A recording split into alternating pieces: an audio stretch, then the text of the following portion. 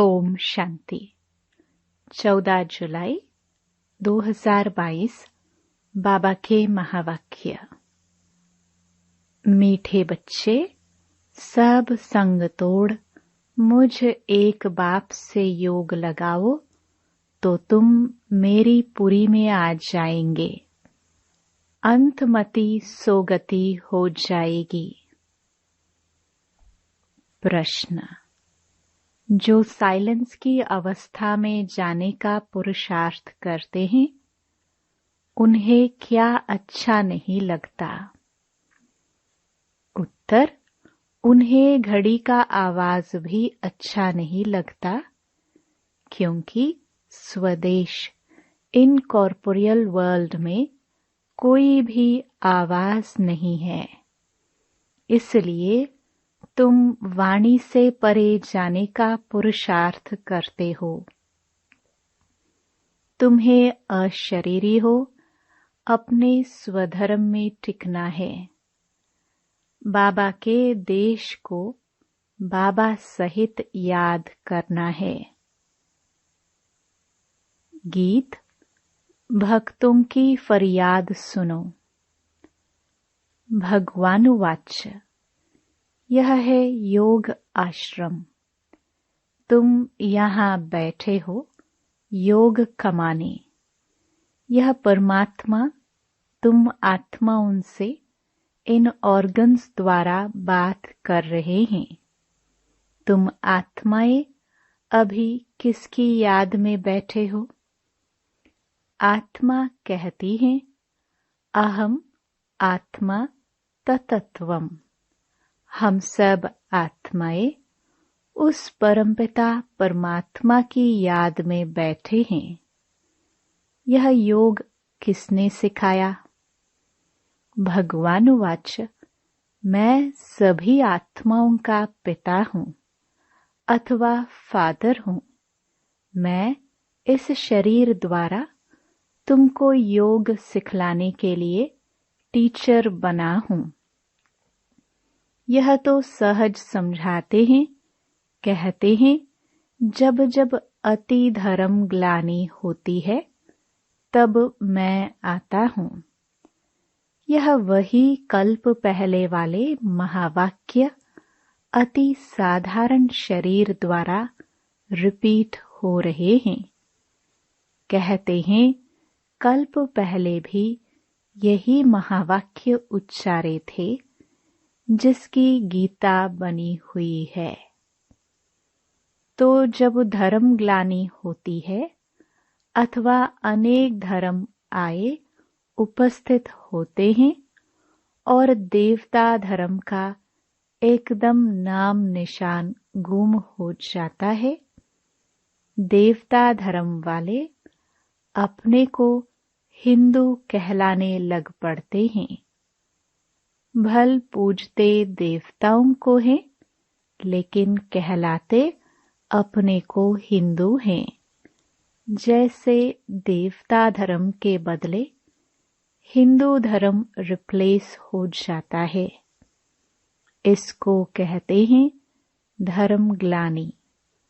जब वह एक दैवी धर्म का नाम निशान गुम हो जाता है, उसके बदले अनेक धर्म, मठ, पंथ निकल पड़ते हैं। यह वही कल्प पहले वाली गीता रिपीट हो रही है। यह भगवानुवाच दूसरा तो कोई कह नहीं सकता। वही आकर फिर वही गीता के महावाक्य रिपीट कर रहे हैं। यह महावाक्य और कोई शास्त्रों में नहीं है, गीता में है। भगवानुवाच भगवान खुद समझाते हैं, कहते हैं जब अनेक धर्म हो जाते हैं, कलयुग की अंत आकर पहुंचती है, तब कल्प के संगम पर मैं आता हूँ। क्योंकि कलयुग को कहा जाता है तमो प्रधान, सतयुग है सतो प्रधान। जहाँ परमपिता परमात्मा का गॉड गॉडेस राज्य अथवा देवी देवताओं का राज्य चलता है, वह भी इसी स्टेज पर चलता है। वैकुंठ कोई दूसरी जगह नहीं है। इस ही भारत में देवी देवताओं का राज्य था, जो अब प्राय लोप हो गया है। परमात्मा को कहते हैं गॉड इज नॉलेजफुल। वह एक ही ज्ञान का सागर, आनंद का सागर, सुख का सागर है। उसके सिवाय और कोई में गॉडली ज्ञान है ही नहीं। तो दूसरा कोई को ज्ञानी कैसे कह सकते हैं? वह कहते हैं कि ये नॉलेज देने के लिए मुझे ही आना पड़ता है। जब तक वह स्वयं आकर नॉलेज न देवे, तब तक कोई नॉलेजफुल बन नहीं सकता। इस गॉडली नॉलेज को ही फिलॉसफी कहा जाता है, जिससे आत्मा पावन बनती है। अब प्रश्न उठता है कि तुम यहाँ किस लिए आए हो? तुम कल्प पहले मुहाफिक फिर से आए हो गॉड से गॉडली नॉलेज प्राप्त कर पावन बनने के लिए। यह नॉलेज प्राप्त करने के लिए इस गॉडली स्कूल में जॉइंट होना पड़ेगा। दूसरा कोई तो गॉडली नॉलेज दे नहीं सकता।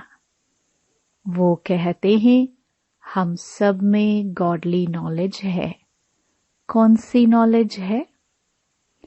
कह देते ईश्वर सर्वव्यापी है, लेकिन परमात्मा कहते हैं कि यह मिथ्या ज्ञान है। मैं तो सर्वव्यापी नहीं हूँ। मैं तो जो हूँ, जैसा हूँ, तुम बच्चों के आगे प्रत्यक्ष होता हूँ। जब तक मैं अपना ज्ञान स्वयं आकर न सुनाऊं, तब तक मुझे कोई जान नहीं सकता और न कोई मेरे पास पहुंच सकता।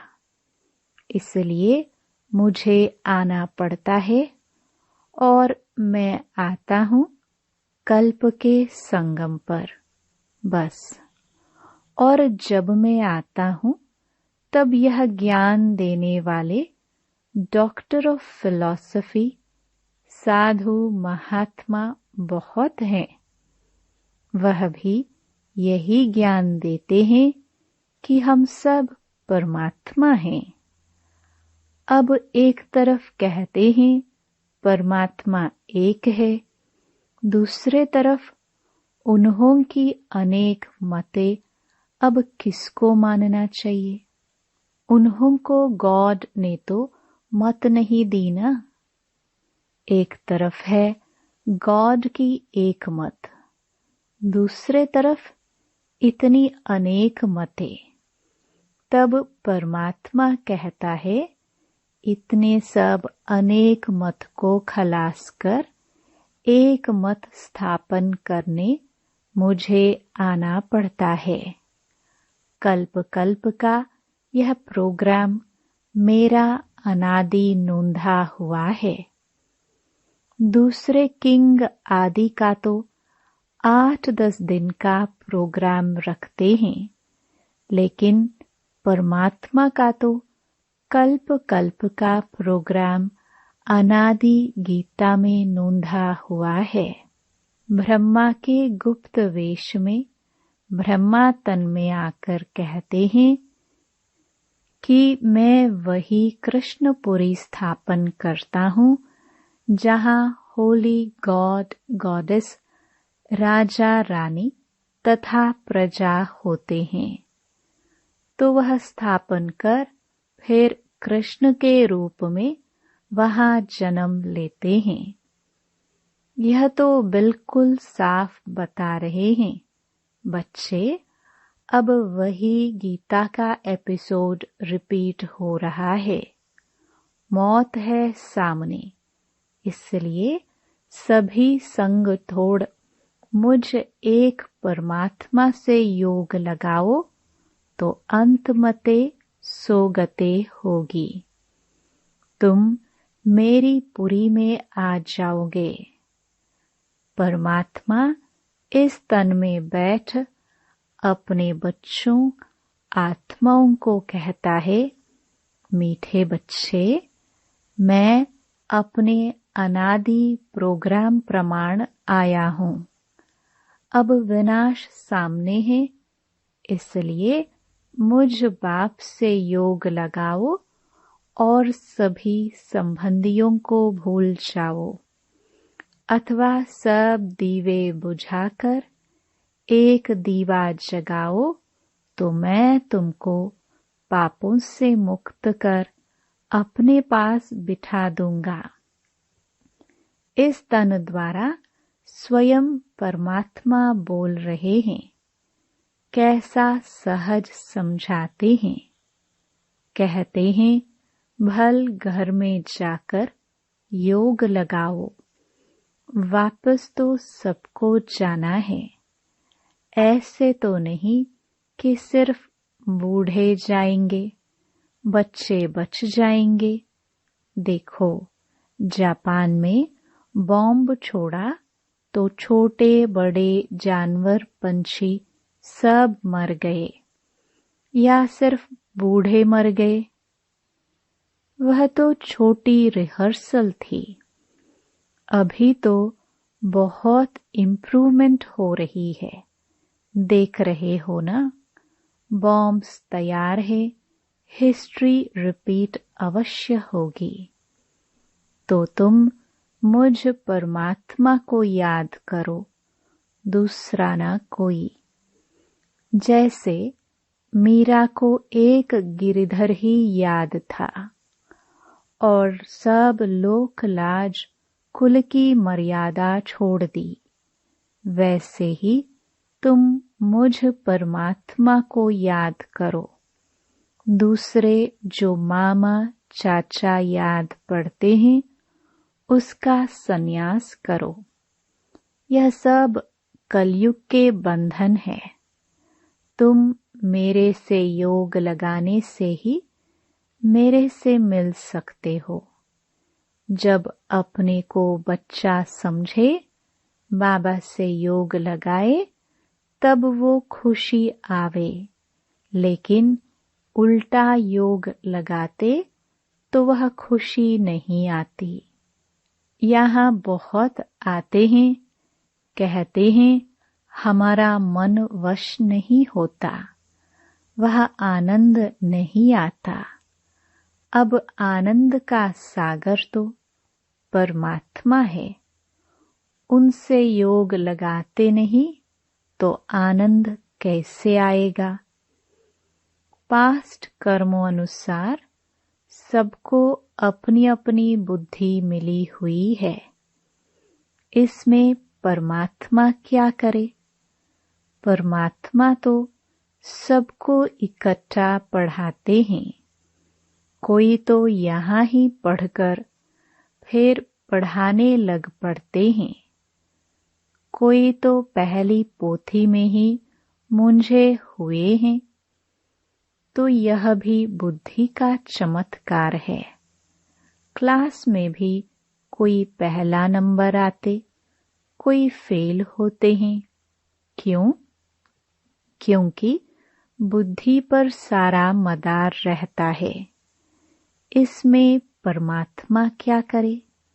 सबकी तीक्ष्ण बुद्धि करे तो सभी पहला नंबर आ जाए। जब कोई पर ग्रहचारी होती है तो कितनी भी दवाई करो, उसका असर नहीं होता। और जब उतरने का टाइम आता है तो मिट्टी चपटी से भी बीमारी ठीक हो जाती है। तो जब समय आएगा तो यह पॉइंट्स भी किसकी बुद्धि को टच हो जाएंगे। अभी कई नहीं सुनते हैं, आगे चल सुनने लग पड़ेंगे। इसमें हमको राजी रहना पड़ता है। परमात्मा के आने जाने ज्ञान सुनाने की गति ही न्यारी है। दूसरी मुरली। ओम शांति।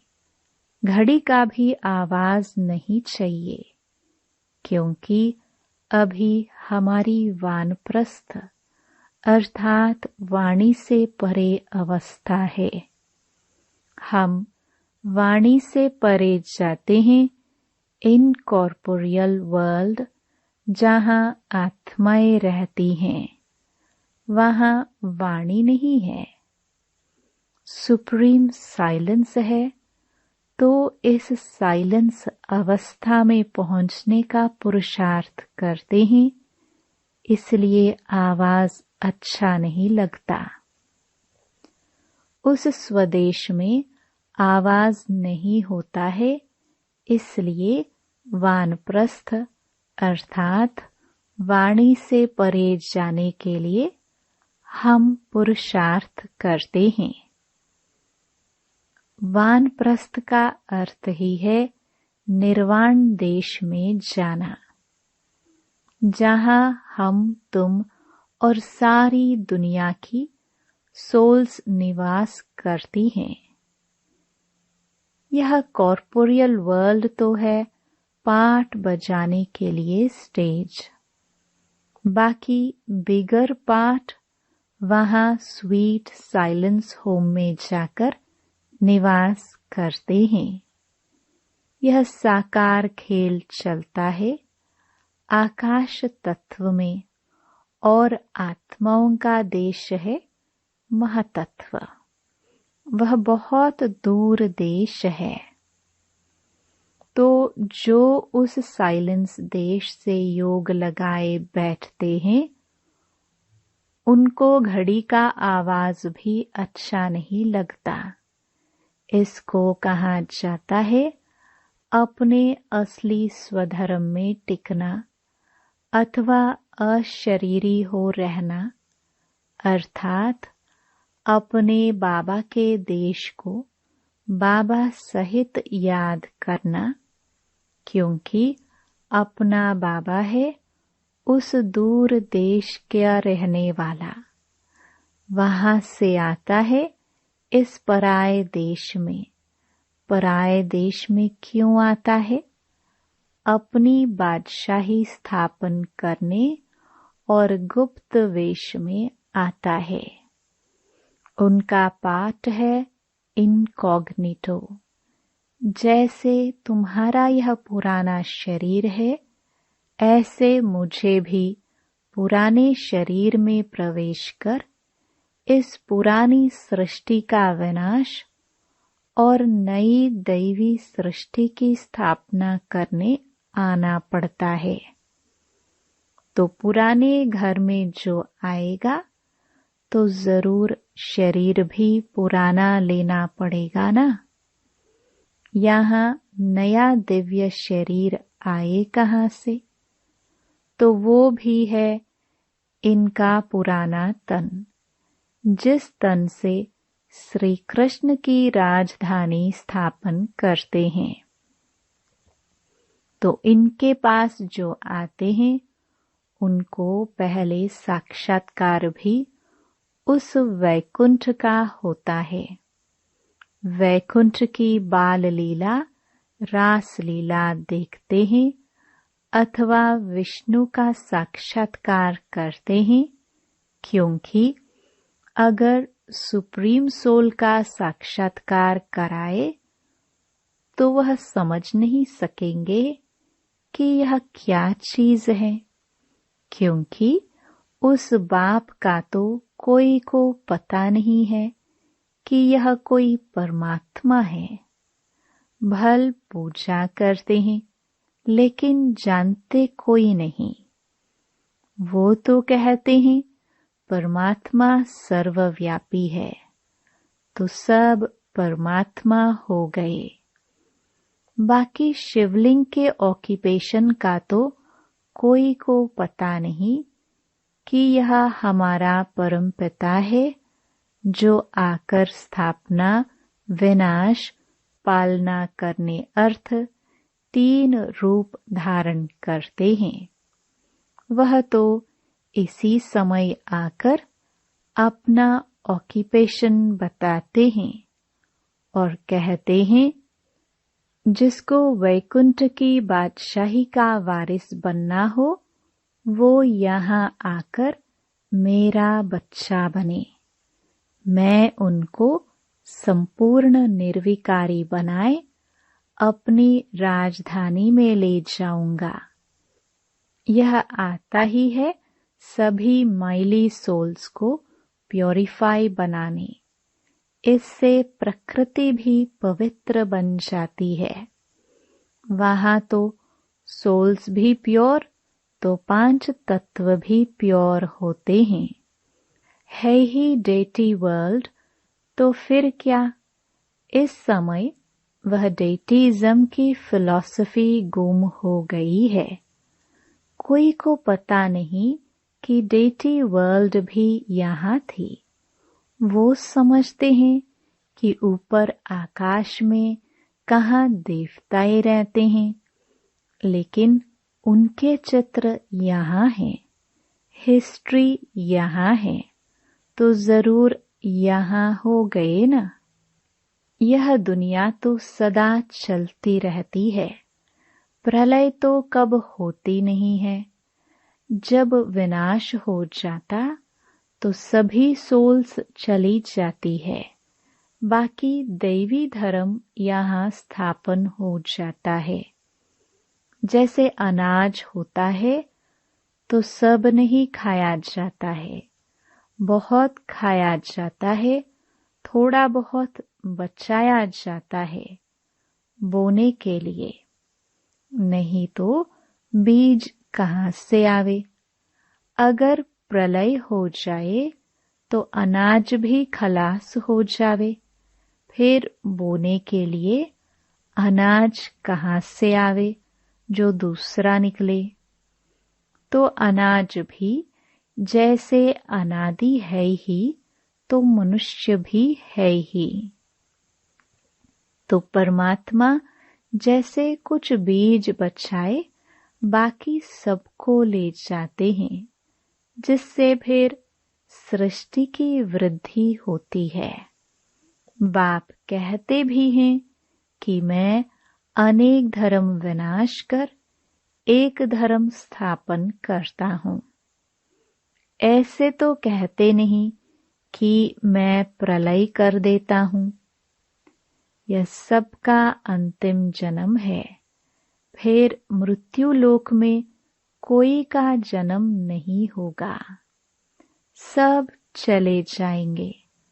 उसमें थोड़े बीज बच जाते हैं, जिससे धीरे धीरे बढ़कर त्रेता के अंत तक 33 करोड़ देवी देवताएं होते हैं। फिर दूसरे धर्म नंबरवार आते जाते हैं, उनमें भी ऐसे ही धीरे धीरे वृद्धि होती जाती है। यह ड्रामा का राज भी तुमको ऑलमाइटी बाबा ही आकर बताते हैं, इसलिए इसको कहा जाता है गॉडली नॉलेज। दूसरा कहीं भी यह नॉलेज तुमको नहीं मिलेगी। भल कितना भी घूमो, किसको इस नॉलेज का पता ही नहीं है। वो बस इस समय ही तुमको यहाँ मिल सकती है। परमात्मा यहाँ दैवी सीजरा बना रहे हैं। परमात्मा कहते हैं, अगर तुम्हें इस रॉयल घराने में आना है तो अपना सब मेरे हवाले कर दो, तो मैं उसे प्योरीफाई बनाए वैकुंठ में रिटर्न कर दूंगा। यह तो जानते हो बाबा अभी आए हैं, फिर कल्प बाद आएंगे, घड़ी घड़ी तो नहीं आएंगे। कहते हैं बच्चे हम आए हैं तुमको स्वच्छ होली बनाने। वाइसलेस को ही होली कहा जाता है। बाकी यह जो बीड़ी सिगरेट शराब आदि पीते रहते हैं उनको होली नहीं कह सकते। तुमको तो बाबा शिक्षक बनाकर पढ़ाते भी हैं, तो बाप बनकर संभाल भी करते हैं। तुमको इनसे डबल आशीर्वाद मिलता है, गुरु की भी तो बाप की भी, दोनों का वर्षा तुम ले रहे हो। वो ऑलमाइटी बाबा इस तन द्वारा तुम्हारी स्थूल सूक्ष्म परिवरिश करते रहते हैं।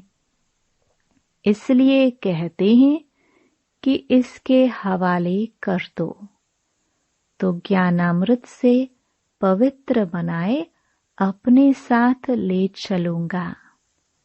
इसे ही कहा जाता है जीते जी मरना। लेकिन यह तो बहुत मीठा मौत है जो अपने असली बाप की गोद में आ जाते हैं।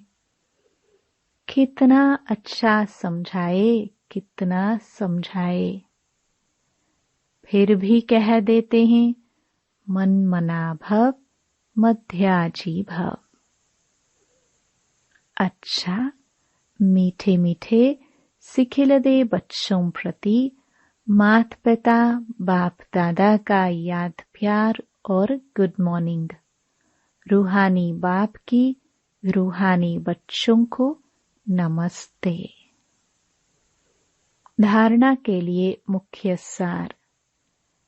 पहला, अपने असली स्वधर्म में टिक अशरीरी बन बाबा के देश को बाबा सहित याद करता है। साइलेंस में रहना है। दूसरा,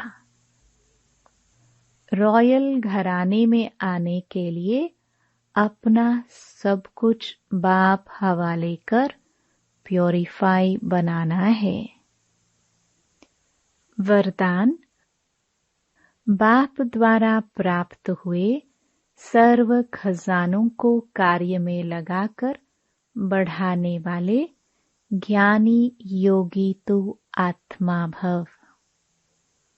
बाप दादा ने बच्चों को सर्व खजानों से संपन्न बनाया है, लेकिन जो समय पर हर खजाने को काम में लगाते हैं उनका खजाना सदा बढ़ता जाता है।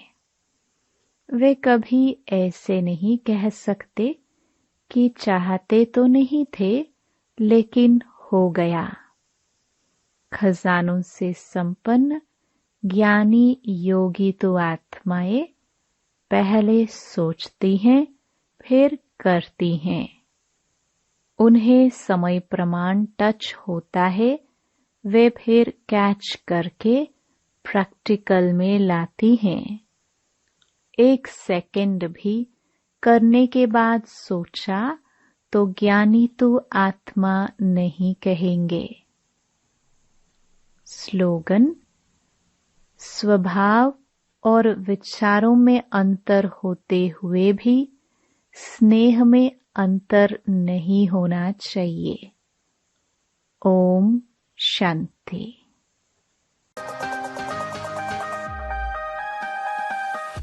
Click here to like and subscribe our channel and press the bell icon to stay updated with the latest videos.